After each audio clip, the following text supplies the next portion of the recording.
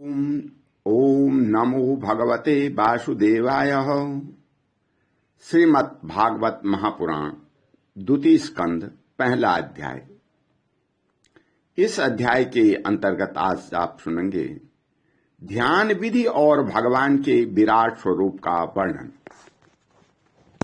श्री सुखदेव जी ने कहा, हे परीक्षित, तुम्हारा लोकहित के लिए किया हुआ यह प्रश्न बहुत ही उत्तम है। मनुष्यों के लिए जितनी भी बातें सुनने, स्मरण करने या कीर्तन करने की हैं, उन सब में यह श्रेष्ठ है। आत्मज्ञानी महापुरुष ऐसे प्रश्न का बड़ा आदर करते हैं। हे राजेंद्र, जो गृहस्थ घर के काम धंधों में उलझे हुए हैं, अपने स्वरूप को नहीं जानते, उनके लिए हजारों बातें कहने, सुनने एवं सोचने करने की रहती हैं। उनकी सारी उम्र यूं ही बीत जाती है। उनकी रात नींद या स्त्री प्रसंग से कटती है और दिन धन की हाय हाय या कुटुंबियों के भरण पोषण में समाप्त हो जाता है। संसार में जिन्हें अपना अत्यंत घनिष्ठ संबंधी कहा जाता है, वे शरीर, पुत्र, स्त्री आदि कुछ नहीं हैं, असत हैं। परंतु जीव उनके मोह में ऐसा पागल सा हो जाता है कि रात दिन उनको मृत्यु का ग्रास होते देखकर भी चेतता नहीं।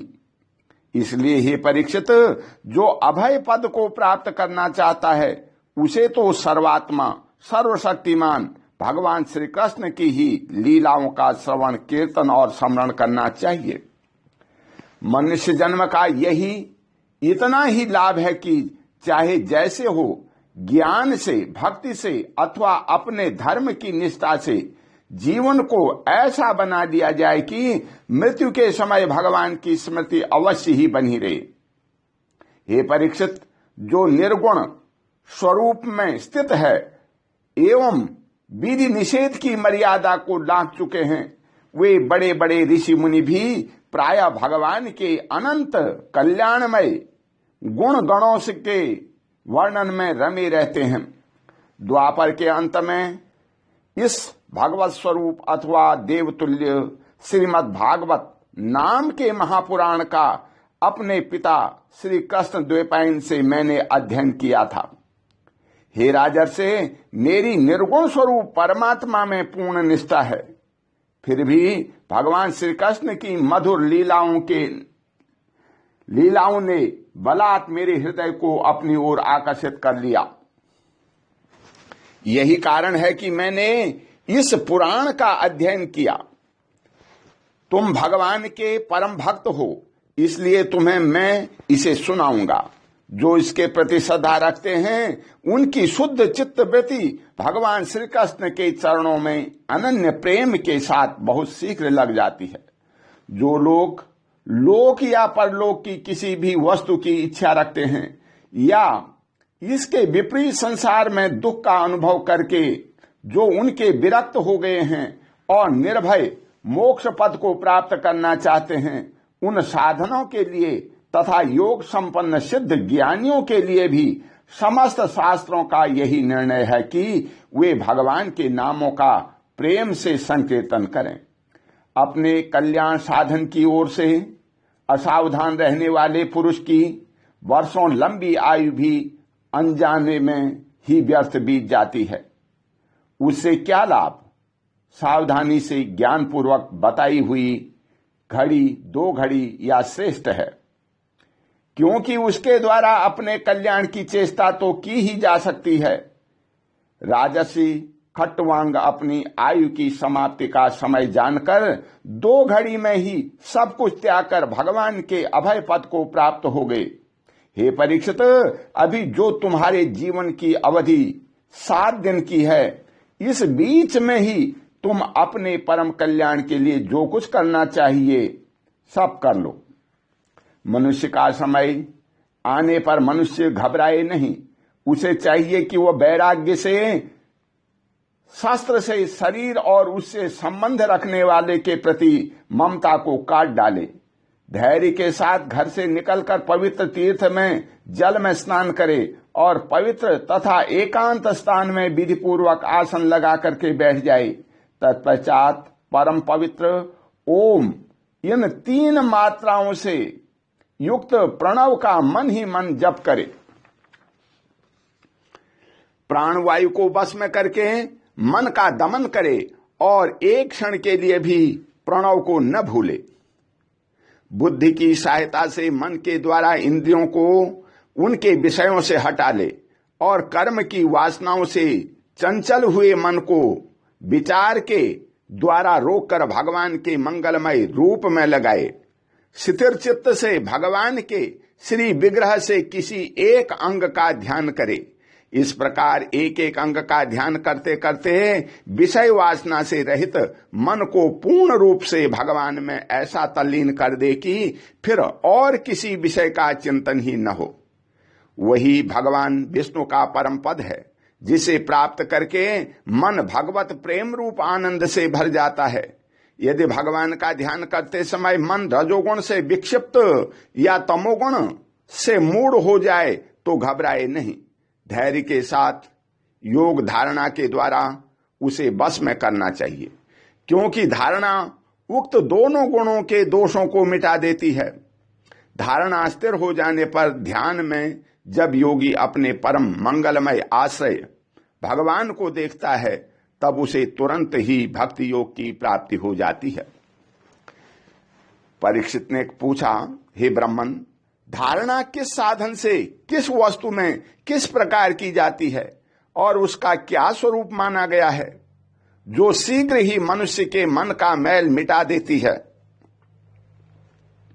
श्री सुखदेव जी ने कहा, हे परीक्षित, आसन, श्वास, आसक्ति और इंद्रियों पर विजय प्राप्त करके फिर बुद्धि के द्वारा मन को भगवान के स्थूल रूप में लगाना चाहिए।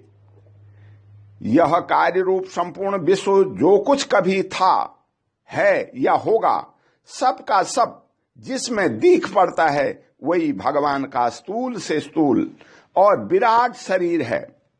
जल, अग्नि, वायु, आकाश, अहंकार, महतत्व और प्रकृति, इन 7 आवरणों से घिरे हुए इस ब्रह्मांड शरीर में जो विराट पुरुष भगवान हैं, वे ही धारणा के आश्रय हैं। उन्हीं की धारणा की जाती है। तत्वज्ञ पुरुष उनका इस प्रकार वर्णन करते हैं, पाताल विराट पुरुष के तलवे हैं, उनकी एड़ियां और पंजे रसातल हैं, दोनों गुल्फ एड़ी के ऊपर की गांठें महातल हैं, उनके पैर के पिंडे तलातल हैं। विश्वमूर्ति भगवान के दोनों घुटने सुतल हैं, जांघें बितल और अतल हैं, पेड़ू भूतल हैं। और हे परीक्षित, उनके नाभि रूप सरोवर में भी आकाश कहते हैं। आदि पुरुष परमात्मा की छाती को स्वर्गलोक, गले को महलोक, मुख को जनलोक और ललाट को तपोलोक कहते हैं। उन सहस्त्र सिर वाले भगवान मस्तक समूह ही सत्यलोक है। इंद्रादि देवता उनकी भुजाएं हैं। दिशाएं कान और शब्द श्रवणेन्द्रिय हैं। दोनों अश्विनी कुमार उनकी नासिका के छिद्र हैं। गंध घ्राणेन्द्रिय हैं और धधकती हुई आग उनका मुख है। भगवान विष्णु के नेत्र अंतरिक्ष हैं, उनमें देखने की शक्ति सूर्य है। दोनों पलकें रात और दिन हैं। उनका भू विलास ब्रह्मलोक है, तालु जल है और जिह्वा रस है। वेदों को भगवान का ब्रह्मरंध्र कहते हैं और यम को दाढ़ें। सब प्रकार के स्नेह दांत हैं और उनकी जगत मोहिनी माया को ही उनकी मुस्कान कहते हैं। यह अनंत सृष्टि उसी माया का कटाक्ष विक्षेप है। लज्जा ऊपर का होंठ और लोभ नीचे का होंठ है। धर्म स्तन और अधर्म पीठ है। प्रजापति उनके मूत्रेंद्रिय हैं। मूत्रावरण अंडकोश हैं। समुद्र कोख है और बड़े बड़े पर्वत उनकी हड्डियां हैं। हे राजन, विश्व मूर्ति विराट पुरुष की नाड़ियां नदियां हैं। वृक्ष रोम हैं। परम प्रबल वायु श्वास है। काल उनकी चाल है और गुणों का चक्कर चलाते रहते ही उनका कर्म है। हे परीक्षित, बादलों को उनके केश मानते हैं, संध्या उन अनंत का वस्त्र है। महात्माओं ने अव्यक्त मूल प्रकृति को ही उनका हृदय बतलाया है और सब विकारों का खजाना उनका मन चंद्रमा कहा गया है। मैं तत्व की सर्वात्मा भगवान का चित्त कहते हैं और रुद्र उनके अहंकार कहे गए हैं। घोड़े, खच्चर, ऊंट और हाथी उनके नख हैं। वन में रहने वाले सारे मृग और पशु उनके कटि प्रदेश में स्थित हैं। तरह तरह के पक्षी उनके अद्भुत रचना कौशल हैं। स्वाम्भव मनु उनकी बुद्धि है और मनु की संतान मनुष्य उनके निवास स्थान हैं। गंधर्व, विद्याधर, चारण और अप्सराएं उनके षडज आदि स्वरों की स्मृति हैं। दैत्य उनके वीर्य हैं। ब्राह्मण मुख, क्षत्रिय भुजाएं, वैश्य जंघाएं और शूद्र उन विराट पुरुष के चरण हैं। विविध देवताओं के नाम से जो बड़े बड़े द्रव्यमय यज्ञ किए जाते हैं वे उनके कर्म हैं। हे परीक्षित, विराट भगवान के स्थूल शरीर का यही स्वरूप है, सो मैंने तुम्हें सुना दिया। इसी में मुमुक्ष पुरुष बुद्धि के द्वारा मन को स्थिर करते हैं, क्योंकि इससे भिन्न और कोई वस्तु नहीं है। जैसे स्वप्न देखने वाला स्वभाव में अपने आप को ही विविध पदार्थों के रूप में देखता है, वैसे ही सबकी बुद्धि वृत्तियों के द्वारा सब कुछ अनुभव करने वाला सर्वांतर्यामी परमात्मा भी एक ही है। इन सत्व स्वरूप आनंद निधि भगवान का ही भजन करना चाहिए। अन्य किसी भी वस्तु में आसक्ति नहीं करनी चाहिए, क्योंकि यह आसक्ति जीव के अधपतन का हेतु है। ओम शांति। बोल विष्णु भगवान की जय।